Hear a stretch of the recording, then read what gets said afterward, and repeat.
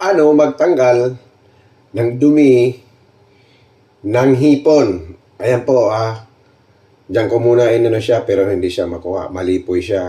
Ngayon, magbilang tayo ng kanyang balat o ng kanyang bahay o shell.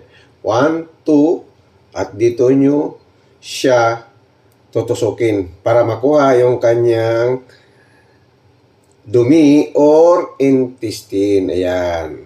Kita nyo po yan. Ayan. Oh. Malinis na po siya. Ito po siya, ha? Ayan. Isa pa po, ha? Isa pang sample.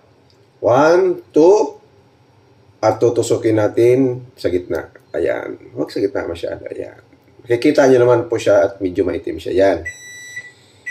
Ayan. Oh, naputol pa siya. Medyo na mahaba siya. Pwede pang tusukin dito sa kabila, sa number 3. Kung mahaba siya. Ayun, ayan siya, oh. Kita niyo po ba? Ayan, medyo maano siya. Makunat siyang tunin. Ayan. Ayun. Pero may naiwan siya ng konti, mga idol, ha. Pwede lang himay-himay. Ayan, nakuha na siya. Salamat sa panonood at kahit paano may natutunan tayo ngayon. Pati ako, kasi pinanood ko rin kanina.